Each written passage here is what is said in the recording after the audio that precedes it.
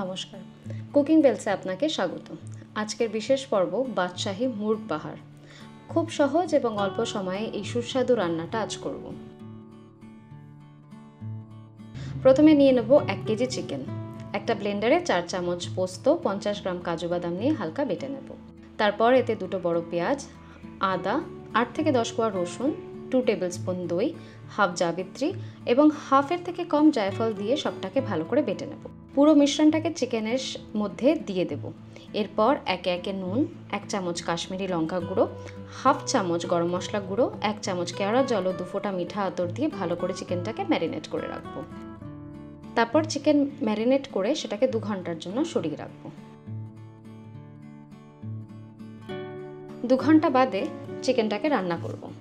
কড়াইয়ে সাদা তেল 1 চামচ, 2 টেবিল স্পুন ঘি দিয়ে গরম করে তার মধ্যে গরম মশলা দিয়ে ভালো করে ভেজে নেব।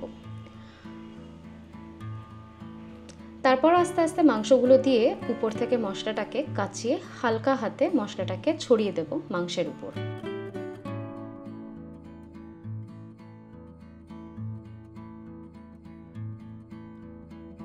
মাংসটাকে হালকা আছে এবং ঢাকা দিয়ে সিদ্ধ হওয়া অবধি রান্না করব।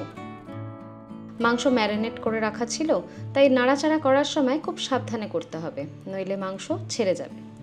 যতক্ষণ না সিদ্ধ হচ্ছে মাংস ততক্ষণ ঢাকা দিয়ে রান্না করব এবং মাঝে মাঝে মাংসটাকে উল্টে দেব।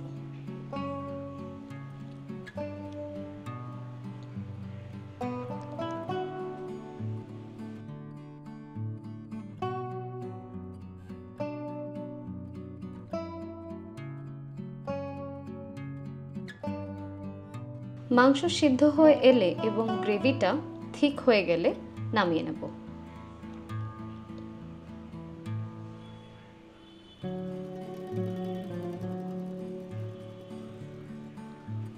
সুস্বাদু এই মাংসের রেসিপিটা পরোটা বা রুটি দিয়ে সার্ভ করুন। রেসিপিটা কেমন লাগলো কমেন্টসে জানাবেন এবং চ্যানেলটাকে সাবস্ক্রাইব করুন।